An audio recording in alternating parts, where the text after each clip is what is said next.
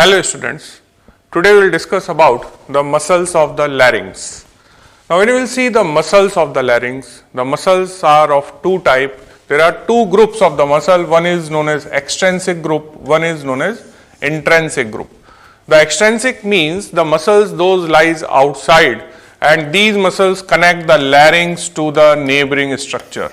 Now what do you mean by the neighboring structure? Neighboring structures are the structure like hyoid bone, like pharynx. So that we will discuss. Then the intrinsic muscles. The intrinsic means the muscles those are inside the larynx and these muscles connect the different cartilages and components of the larynx with each other.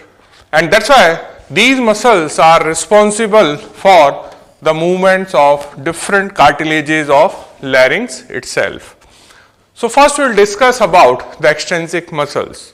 So extrinsic muscles are divided into the three main parts, or you should remember that there are three groups of the muscles those connect the larynx with external or outer areas. So what these are? First is the infrahyoid muscles.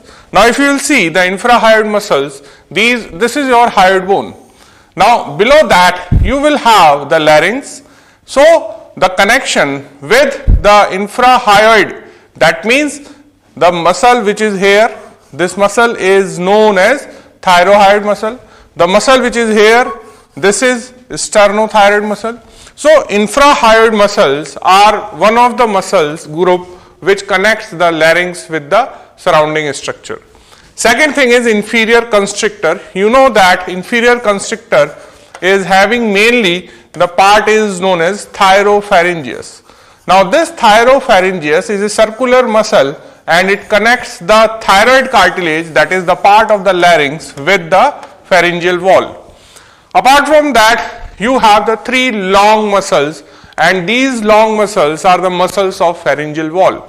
Now these muscles are, one is coming from the auditory tube, this is known as salpingopharyngeus. One is coming from the palate, this is known as palatopharyngeus, and one is coming from the styloid process outside and then it will enter inside, is known as stylopharyngeus. All these three muscles ultimately insert on this posterior free border of your thyroid cartilage. So this is again the connection of your pharynx and larynx. So this is again known as the group of muscle which are extrinsic. Now what is the role of these extrinsic muscles? Now role of extrinsic muscles is that these muscles are able to modify the pitch. Now when you will have the different individuals, you will realize that the pitch of the sound of every individual is different. Why? It is because of these extrinsic muscles. So let's discuss why it happens. Now these are the responsible for the movement of the larynx vertically up and down. So these extrinsic muscles move the larynx during swallowing, during phonation. So that movement is vertically occurs and this movement of the larynx affects the pitch of the every person and the quality of the voice. Now you know that stylopharyngeus and palatopharyngeus, those are the longitudinal muscle. When they contract, they are inserting on the posterior border of the thyroid cartilage. So when the origin pulls the insertion point, what will happen? That there is a elevation of the larynx. So the contraction of stylopharyngeus and palatopharyngeus causes the elevation of the larynx and this elevation increases the pitch. Now why elevation increases the pitch? Because the elevation decreases the length. Now length of what? It decreases the length of vocal tract, not the cord. I am talking about the tract. Now what is vocal tract? Vocal tract is the distance of the vocal cord, that means the glottis, to the lip.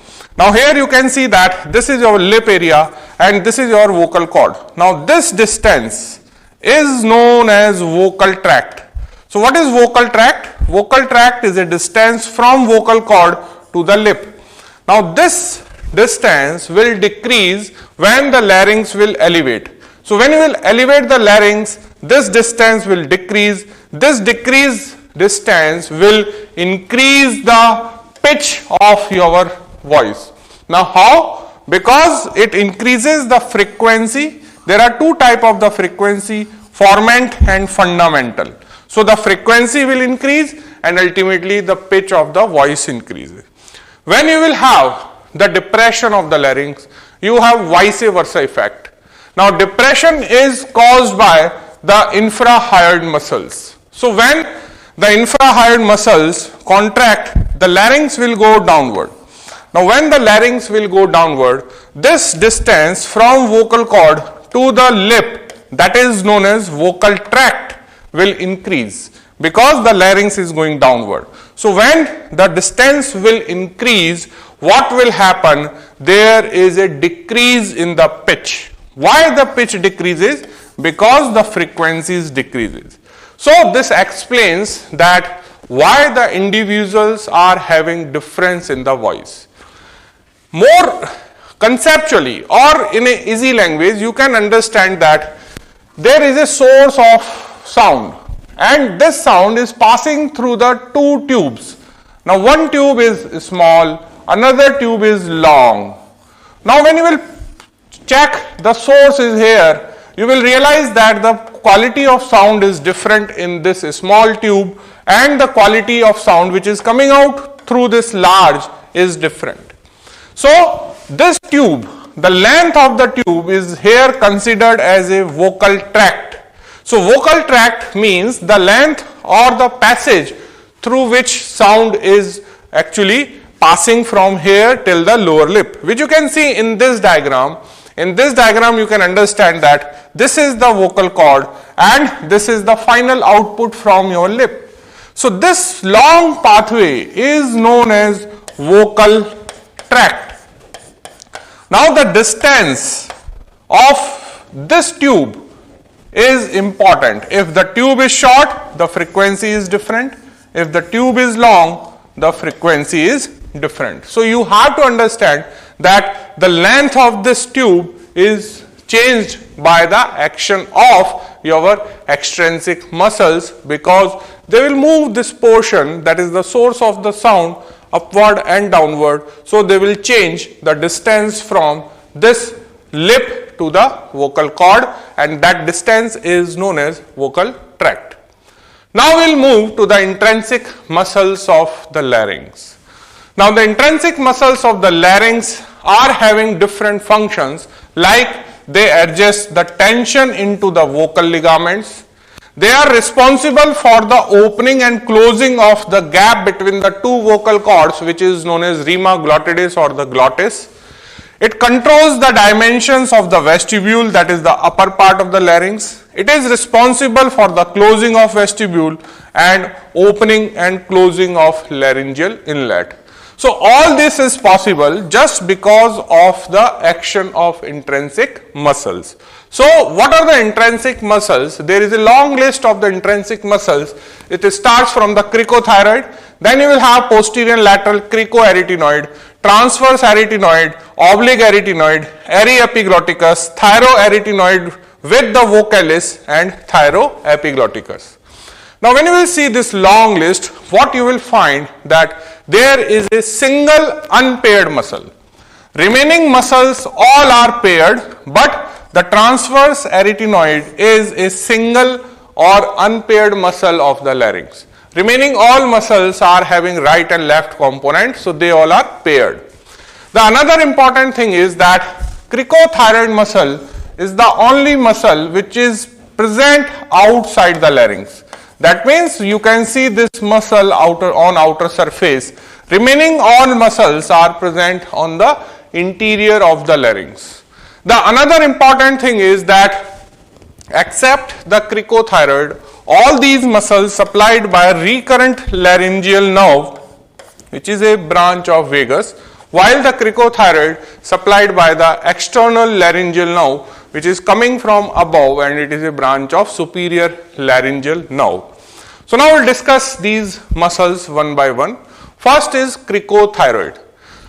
Cricothyroid is the only muscle which present on the external surface, as I already told you, and it is attached on the external arch Why it is appears outside? Because its attachment is on the external surface of the arch of cricoid cartilage.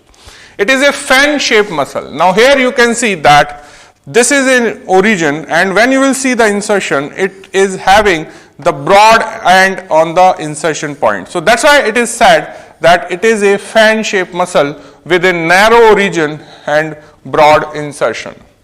Now what is the origin and insertion more specifically? If you will see here, the origin is from the anterolateral surface of the arch of cricoid cartilage. So when you will see the cricoid cartilage arch, it arises from its external surface. That's why it is appear outside the larynx.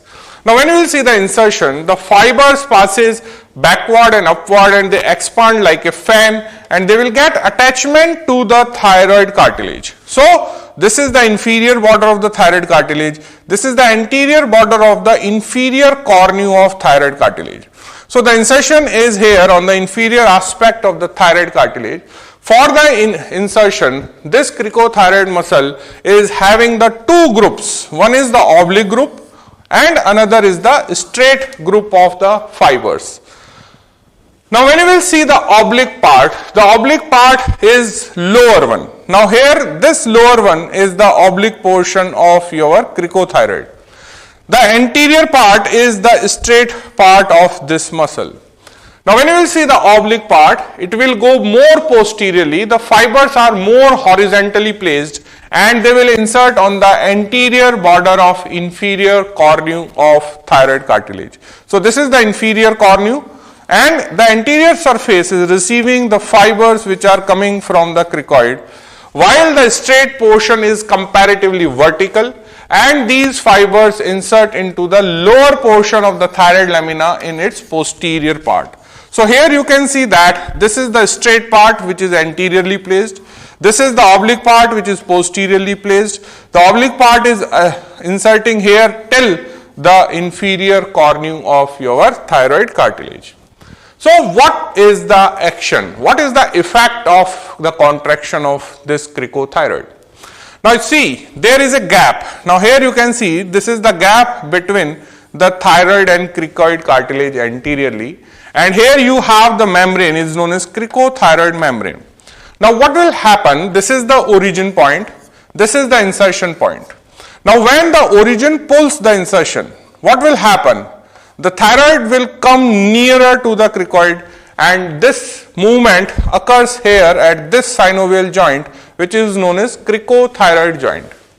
Now because of this movement, the gap between the cricoid and thyroid will decrease. On the inner side you have the arytenoid cartilage, and from the arytenoid there is a presence of vocal process, and from the vocal process you have the vocal folds or the vocal cord.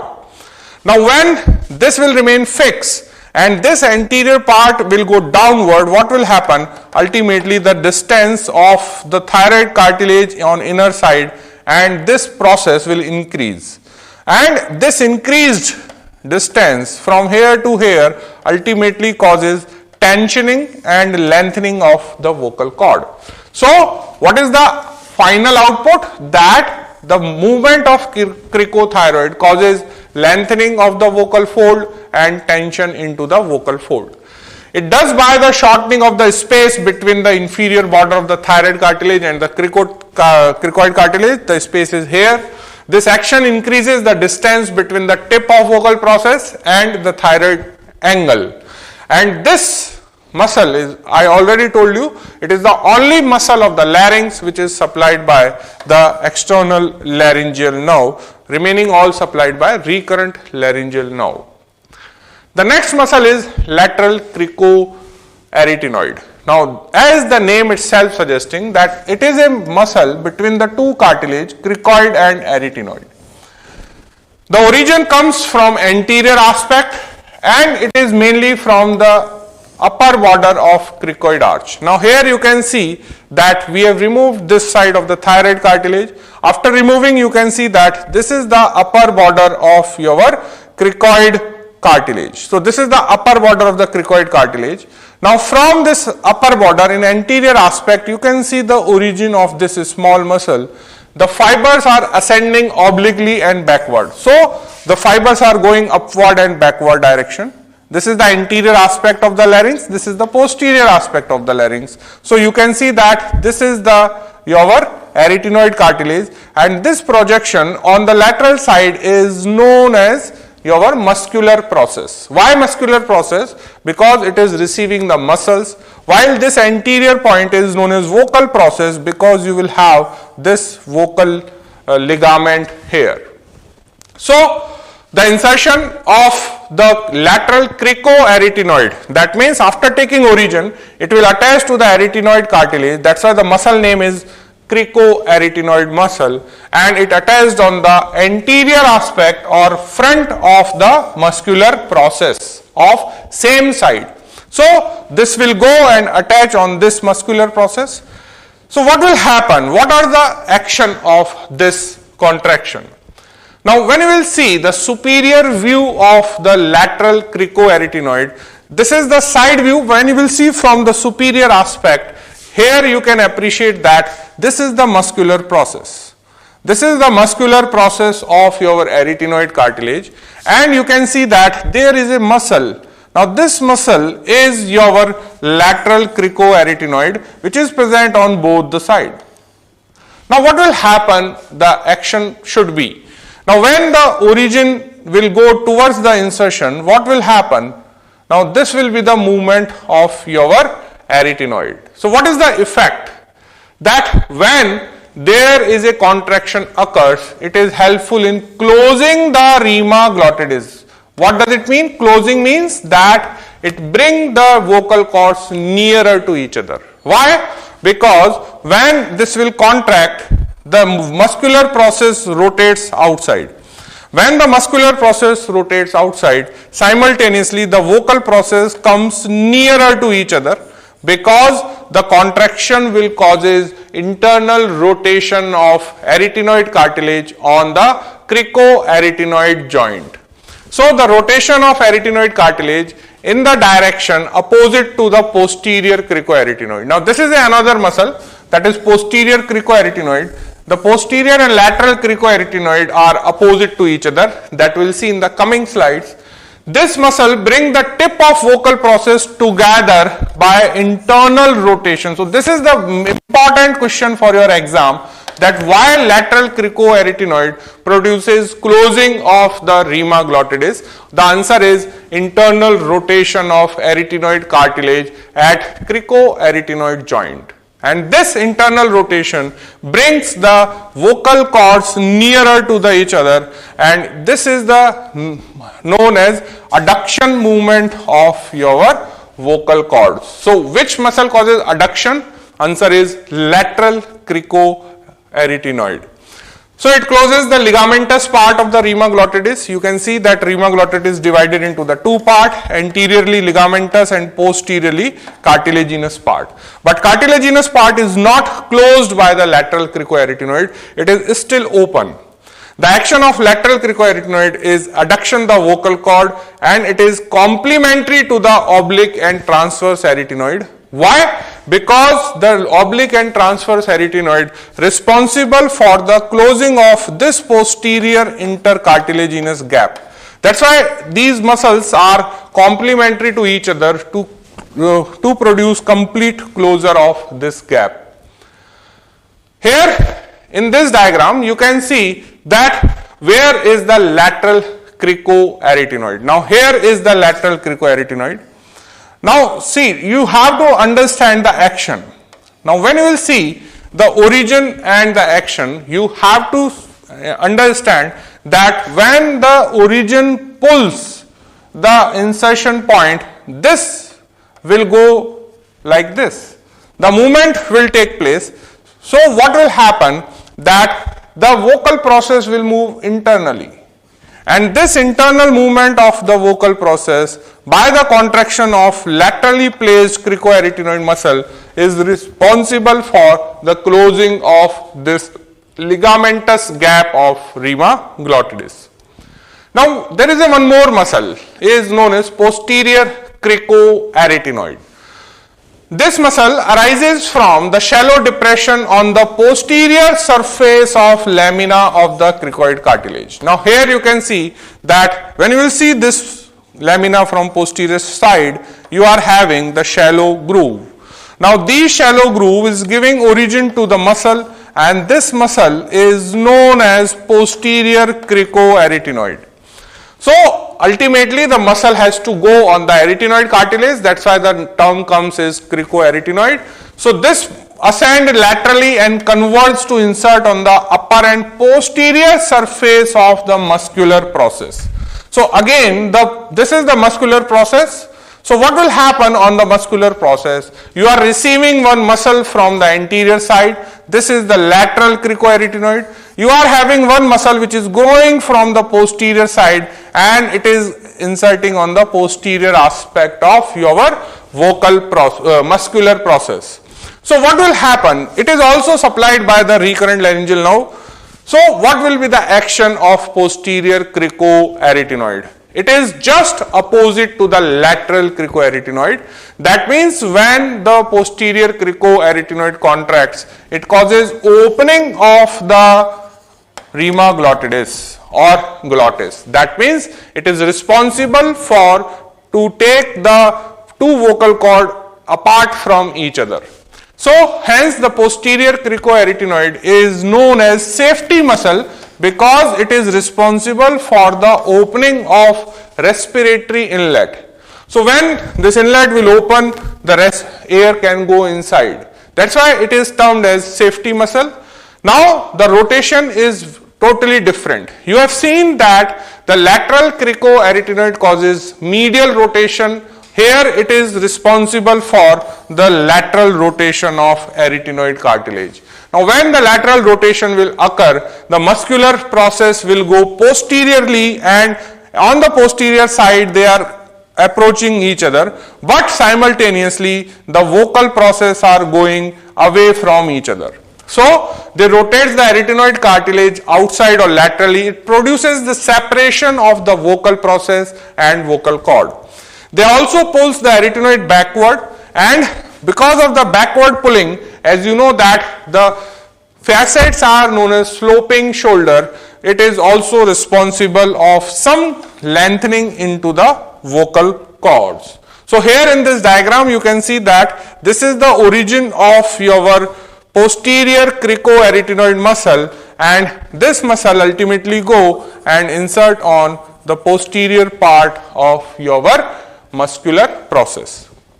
Now when you will see this diagram of posterior cricoarytenoid, you can appreciate that here this is the muscular process. This muscular process is receiving the muscle from the posterior side is the posterior cricoarytenoid. The muscular process anteriorly receiving the muscle is known as lateral cricoarytenoid. So this is the important thing, that why it is known as muscular process, that this process is having two muscles. From anterior side is lateral cricoarytenoid, from posterior side posterior cricoarytenoid. Now what will happen about the action? One muscle is causes internal rotation and one muscle is responsible for lateral rotation of arytenoid on the cricoarytenoid joint. So what is the exact difference you can appreciate in this diagram? Now I will tell you one practical thing, that suppose if we will draw the two side of arytenoid. Now when you are copying me in doing such action, please keep this thing in mind that I am crossing my hands. Now this side of the arytenoid is represented by my right hand, while the right side is represented by my left hand. So when you are doing this practice at your home, please keep this thing in mind. It is not like that I have crossed my hands here. Now suppose this is my right hand representing the left arytenoid. Now you know that this is the anteriorly placed vocal process, this is the laterally placed muscular process, and this is the apex of your arytenoid.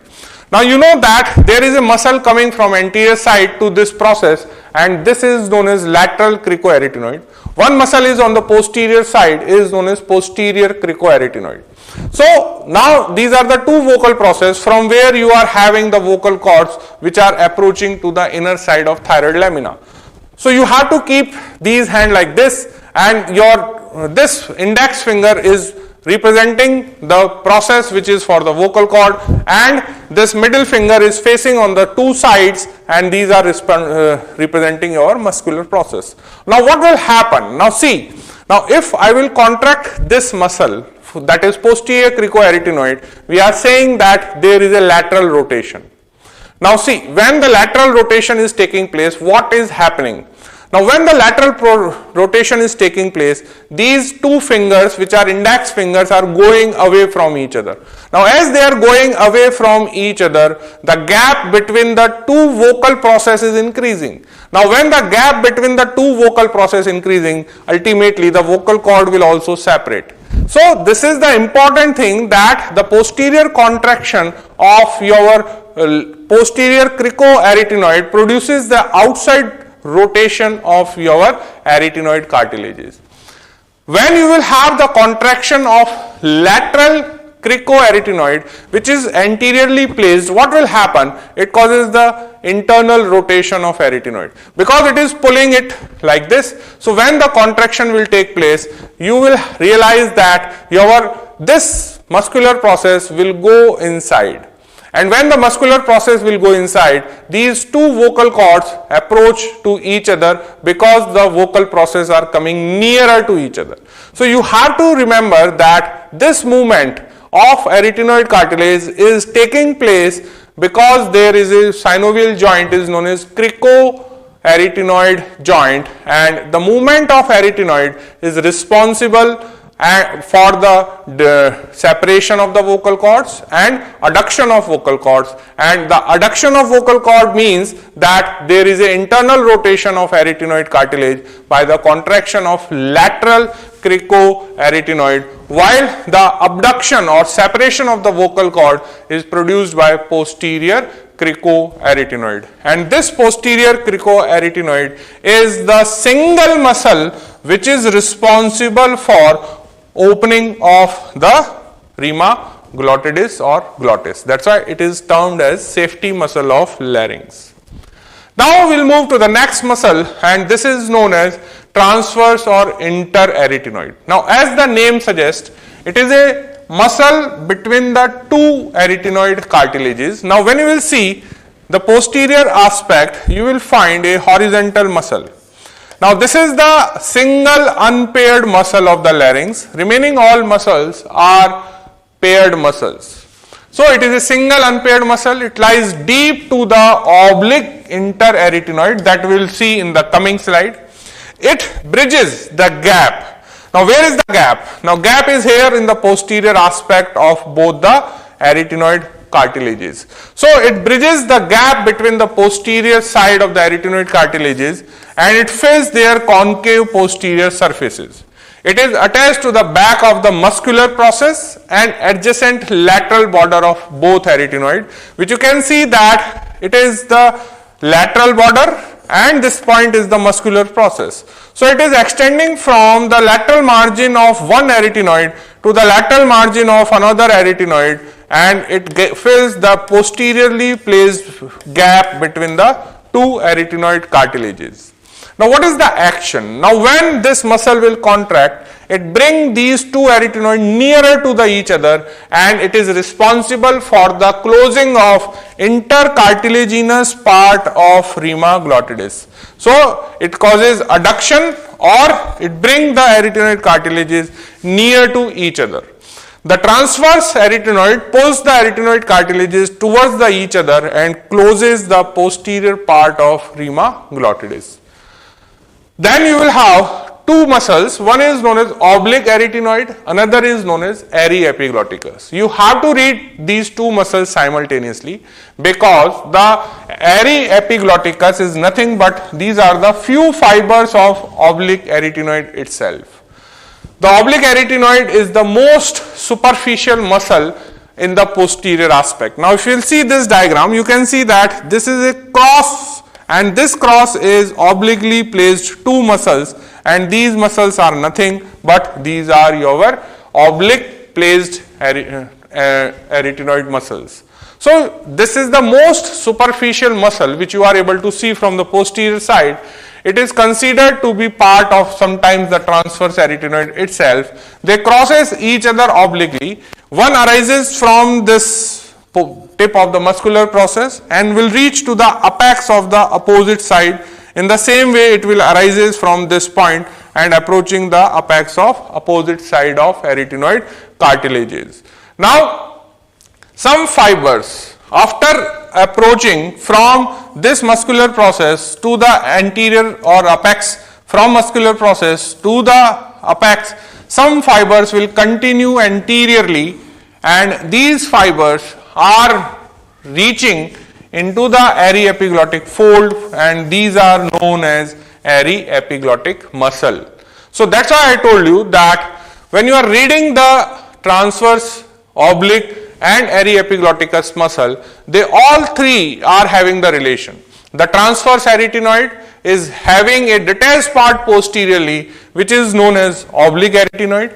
Oblique arytenoid continue into the folds and it is known as aryepiglotticus. Then what is the action of these oblique and aryepiglotticus muscle? Now when these muscle will contract, now when this is the origin point and this is your fold. So what will happen when this muscle will contract? When this muscle will contract, it will pull these folds, and the pulling of the folds will helpful to close the laryngeal inlet. So the oblique arytenoids and aryepiglotticus muscle act as a sphincter. Why they are acting as a sphincter? Because they are responsible to bring these two lips of the laryngeal inlet nearer to each other, and you know that there is a tubercle is present on the posterior side of your epiglottic cartilage. So what will happen when these two folds come nearer to each other? They are come in contact with the tubercle of your epiglottis, and when the two folds come nearer to each other, they will touch this tubercle and ultimately this inlet will closed. So you have to understand that the oblique arytenoid and aryepiglotticus act simultaneously, and they are responsible for the closing of laryngeal inlet. That's why they are known as sphincters of inlet. Now there is one more muscle is known as thyroarytenoid. Now when you are reading the thyroarytenoid, you have to understand that it is a connection from the thyroid cartilage to the arytenoid cartilage. So this is the thyroarytenoid muscle, and this thyroarytenoid muscle is also having two more detached part. One is known as vocalis. So there is one more muscle is known as vocalis, and there is one more muscle is known as thyroepiglotticus. So thyroarytenoid is having two more component, vocalis and thyroepiglotticus. So first thyroarytenoid, it is a broad and thin muscle, which you can see it is a broad muscle. It lies lateral to the lower part of quadrangular membrane, vocal fold, conus elasticus, ventricle. What does it means? That when you will see this membrane, now this membrane is inner side of your laryngeal cavity. Now this muscle is outside the membrane or the laryngeal cavity, and this muscle is present outside which part of the laryngeal cavity? These parts of the laryngeal cavity. Now what is the attachment of this muscle? Now when you will see the attachment of the anterior part of this muscle, it is attached to the angle of thyroid cartilage. That's why the term comes thyro. And then when you will go posteriorly, it will take attachment on the arytenoid cartilage. That's why the term comes arytenoid. So thyroarytenoid attached anteriorly to the inner side of the angle of your thyroid cartilage. On the posterior side, it will take attachment on the anterolateral surface. So it is taking attachment here on the anterolateral surface of your arytenoid cartilage. So what will happen? Now here in this diagram, this is the major bulk of your thyroarytenoid. Now what will happen? When the muscle will contract, the contraction is helpful to decrease the distance between the arytenoid and your thyroid cartilage angle. So when the distance will decrease by the contraction of this thyroarytenoid, what will happen? That the vocal cord tension will decrease because the distance is decreasing. So decreasing distance is helpful to relax or shortens the vocal ligament. So this is very important question to ask in your exam, that thyroarytenoid causes, answer is relaxation of the vocal ligament. At the same time, it is rotating the arytenoid medially and approximate the vocal folds. So it is also having some action in the closing of rima glottidis. What is the main action? So you have to understand that when the contraction of this muscle will take place, the space between this vocal process and this inner side of the angle of thyroid cartilage will decrease. As the distance will decrease, the tension will release. If the distance will increase, the tension will increase. Clear? So this is very easy to understand about the tension into the vocal cords. Then I told you that there is one more component of this muscle. So it is a detached medial part of thyroarytenoid, and this detached part is known as vocalis muscle. It lies within the vocal fold, just lateral to the vocal ligament. So here you can see in this diagram that this is your thyroarytenoid muscle. Now this thyroarytenoid muscle is giving medially a detached portion, and that medially detached portion is here. This medial detached portion is known as vocalis, and this vocalis is laterally placed to the vocal ligament. So where is the vocal ligament? Vocal ligament is here. So this is your vocal ligament. So in this diagram you can see there are three structures which you can appreciate. This medial most is the vocal ligament. Just lateral to the vocal ligament, this small strip is known as vocalis, and most laterally you will have this broad muscle is known as thyroarytenoid. So thyroarytenoid gives a small detached strip is known as vocalis. So posterior attachment, it attaches to the lateral surface of the vocal process and anterior lateral surface of arytenoid cartilage. So you can see that this strip is not only taking attachment here on the anterolateral surface, but it is also approaching this vocal process. Anteriorly, it will run along with this vocal ligament, and it will get attachment on the inner side of your thyroid angle. It is thick behind than in front. Now this is important. When you will see the vocalis muscle, you will realize that whatever the fibers are here, all the fibers are not reaching anteriorly. That means the number of fibers are more in the posterior part of this vocalis as compared to the anterior part. That's why it is thicker behind than the in front.